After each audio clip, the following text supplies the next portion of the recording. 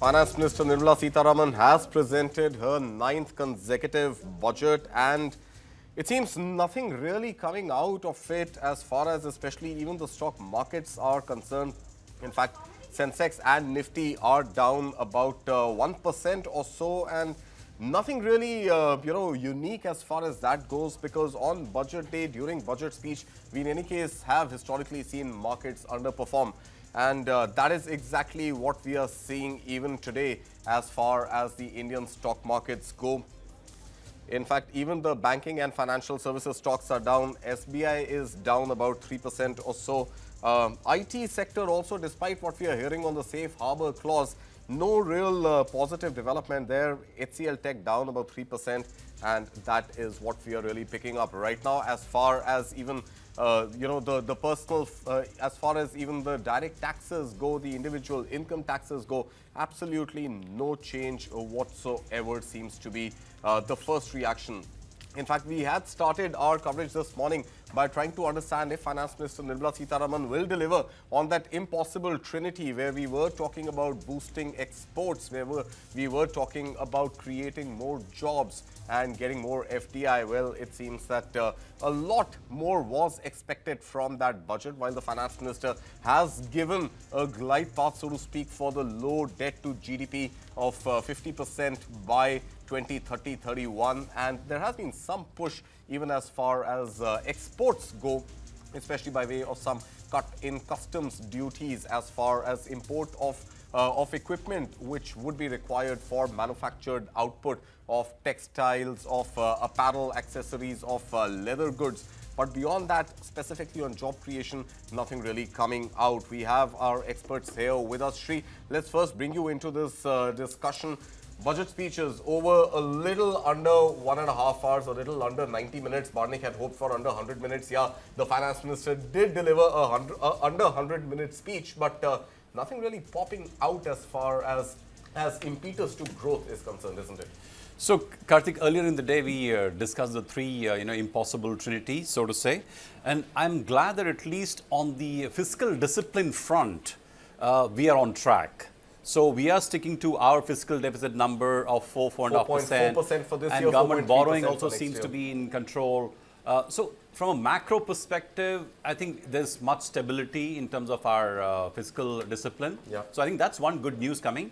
But I think the big thing which is missing is something we could have done to basically send the signal out to the world that India is ready for business, especially in this juncture. So I don't see any big headlines coming from the finance minister on what is going to really incentivize greater investment in India from, let's say, FIIs or FDI.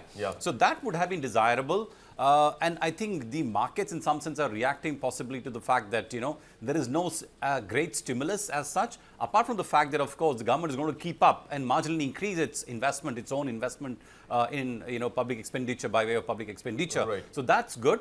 But I don't think there are any big growth impulses which have been unveiled in this budget, and that's the reaction I think we're seeing from the market right now. Barnik, so 4.4% fiscal deficit on track, one would say, for this financial year. A slight climb down, 4.3% for next year, a positive for the economy, but no real roadmap to getting there. While we have, heard the finance minister talk about ease of doing business, promoting ease of doing business, no concrete steps really as far as that one challenge is concerned. Yeah, I think we have to look at the details of the proposals, because as usual the devil is in the detail. I would have expected more announcements on the manufacturing and job growth front. I think there is continuation of some measures like the Indian Semiconductor Mission, the Electronic Component Manufacturing Mission, the Rare Earth Magnet Mission. But again, I did not hear any big budget outlays. I did not hear any reference to a PLI 2.2 or 2.3. Yeah, absolutely. I think we heard absolutely nothing, right? This usually PLI defines the budget. Expansion of PLI should have been there at least. Nothing. And the capital expenditure, while the finance minister announced, is at a marginal increase of 11.2 lakh crores. Right, 12.2 lakh crore rupees now. 11.2 to 12.2, but as a percentage of GDP, it is still hovering around 3 to 3.5%. Right. So obviously, fiscal prudence seems to have taken more precedence than taking risks on growth. But again, we have to see some of the details of a lot of these hundreds of schemes getting announced, and 1,000 crores here, 5,000 crores here, 10,000 crores there. Whether that will get us anywhere has to be seen in the details. And as usual, The government may take another 3 to 6 months to promulgate the policy around it. But again, I'm very surprised that a lot of expectations around a Kusum 2.0, Yeah, especially more at a PLI time like schemes. this where everybody is talking about tariffs, you know that your exports are under some sort of a threat. But even Priyanka, you know, if you were to talk about the income tax, Absolutely. income tax के ऊपर तो कुछ भी नहीं निकल के आया. आप लोगों की जो बातचीत में जो वो है ना साउंड, हम लोग सुबह जितने एक्साइटेड थे इस बजट को सुनने के बाद उतने एक्साइटेड नहीं लग रहा है, और वही इनकम टैक्स में भी नजर आ इनकम रहा टैक्स है. पे तो कुछ भी बदलाव नहीं आया, स्लैब्स में कुछ चेंज नहीं मैंने आया, आपको बल्कि सुबह कहा सिक्योरिटी था, ट्रांजैक्शन टैक्स तो बढ़ा दिया थोड़ा. इसलिए आप देख रहे हैं इक्विटी मार्केट हमारे जो है वहां पर दबाव नजर आ रहा है, और साथ में गोल्ड और सिल्वर भी लगातार अब अपने डाउनवर्ड स्लाइड में ही नजर आ रहे हैं. प्रियंका मैंने बताया था टैक्स बढ़ेगा, कम नहीं होगा. बिल्कुल बढ़ेगा. मेरे अंदर दिल की आवाज यही थी और बढ़ेगा, और मैं सही ठहर रहे इस बार. गौरी चड्ढा मेरे साथ टैक्स एक्सपर्ट जुड़ चुकी हैं. वेलकम गौरी. गौरी, बहुत सारी उम्मीदें थी, कुछ होता हुआ नजर नहीं आया. देखिए प्रियंका, मैं तो ये बोलूँगी कि जो एक्सपेक्ट किया था बजट वैसा ही आया है, एज पर एक्सपेक्टेशन आया है. उसके दो कारण हैं. पहला कि जैसा आपने भी कहा, कोई टैक्स में चेंज होने वाला था नहीं, हुआ भी नहीं. लास्ट ईयर बहुत चेंजेस हो गए थे, इस साल उसमें कोई चेंज नहीं होने वाला था. और जैसा हम शो से बजट से पहले भी अपने शो में डिस्कस कर रहे थे कि प्रोसीजरल चेंजेस बहुत सारे होने चाहिए, और वो सारे हुए हैं. बहुत सारे चेंजेस हुए हैं, और इतने सारे चेंजेस हुए हैं कि मुझे लगता है चार्टर्ड अकाउंटेंट्स को पढ़ने के लिए बहुत ज़्यादा डेटा दे दिया है, बहुत सारे सेक्शंस दे दिए हैं. टैक्स पेयर्स को कुछ नहीं दिया है. उनको ना कोई टैक्स में रिलीफ दिया है, कोई डायरेक्ट बेनिफिट कुछ भी नहीं है. वो कोई भी पॉइंट में ये नहीं सोच सकते कि यहाँ हमारा टैक्स बचेगा. एसटीटी जबकि बढ़ा दिया है, वो एक नेगेटिव ही हुआ है.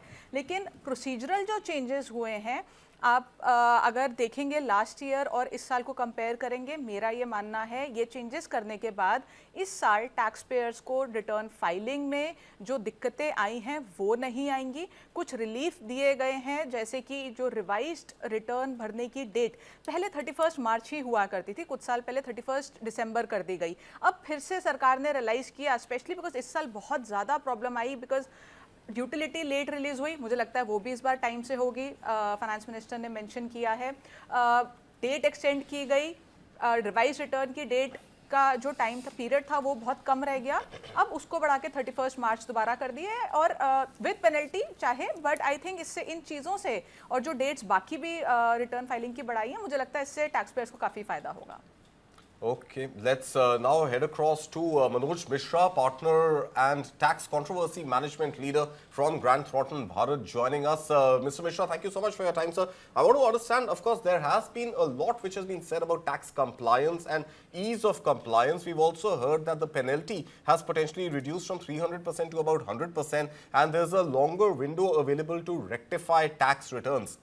So that is as far as individual taxation goes. As far as custom duties go, we have seen a few cuts. We've seen, at least as far as the export-centric sectors go, we've seen the finance minister give some concessions on import of equipment required for manufacturing those export-worthy products. So overall, on the individual compliance front, and to boost the economy by way of exports by reducing custom duty, how do you see the budget, sir? So, first reaction is that it is a budget for the orange economy. So, it is focused on ease of doing business rather than tweaking with the tax rates. So, in fact, it was expected that since they came out with the new income tax act, so making changes in the new act definitely was not on the card. Second, they have for GST recently they had GST 2.0, so definitely all the amendment related to GST has already been taken care of. We were expecting tweaking in customs rates, but that has not been done. I can understand revenue pressure on that. But yes, she tried to do as she expected, to do away with exemption notification and bring those rates in the customs tariff as well. So overall, focus was on consolidation rather than implementing anything new. So I agree with Gauri that we were not even expecting. Yes, some like we are chartered accountants or lawyers representing various industries. So there were expectation. We were expecting that she will be out with the amnesty schemes for customs, but looks like she decided otherwise and gave a window where you can pay additional amount to get rid of your old litigation. But yes, we have to look into the fine print. There could be various other things which was not said in the budget speech. So for that, we'll have to wait and go through the fine print. मैं आपसे ये पूछना चाहूंगी, आपने जैसा कहा कि भाई टैक्स के साथ कुछ टेंकरिंग नहीं की है, प्रोसीजर्स में जो चेंजेस किए हैं, लेकिन एक टैक्स जो चुभ रहा है वो है security transaction tax on futures, और इसने मार्केट के सेंटिमेंट को आज बजट वाले दिन, रविवार के दिन मार्केट सेंटिमेंट को गड़बड़ा दिया है। एसटीटी पर आपके व्यूज, और क्या ये इस वक्त किया जाना जरूरी था वित्त मंत्री के लिए? क्या इसको वो लेट गो नहीं कर सकती थी इस बार? इनफैक्ट मैं एक्सपर्ट नहीं हूँ इसका, so I share your concern and definitely she could have avoided that and it is not going to garner so much of revenue, but there would be some compelling reason. Maybe direct tax expert and security tax expert would be better person to explain that. So let's take it to Harsh Rungta then. Let's take it to Harsh Rungta. Harsh Rungta, this is pretty much a surprise which has been sprung by the finance minister at a time when there was a cut warranted in security transaction tax. There you have the finance minister once again using a very, very heavy hand when it comes to F&O trade. While I understand there is risk mitigation as far as even SEBI's guidelines are concerned, but increasing the security transaction tax, it's hurting sentiments? Is it going to hurt market participation too?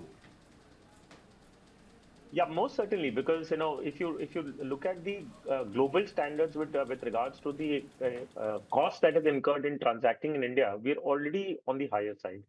Now, while we are on the higher side, and then to increase it further is definitely going to have a negative impact on the volumes at least. However, I concur with you on this part that SEBI has been very vocal in the recent times to say that retail investors or the small investors dabbling into F&O is something that is counterintuitive for themselves. So basically, they're incurring losses. So approximately 93% of the people who trade, individuals who trade in F&O, are incurring losses. So I think there was a measure required in that context to dissuade retail investors from trading into F&Os. However, I don't think the purpose is going to be met by increasing the STT rates. Why? Because the majority of the transactions done in the F&O segment is by institutions. So I think it is counterintuitive to that extent that we are already very expensive globally when it comes to transaction cost while dealing in capital markets. And this is only going to add more salt to the wound.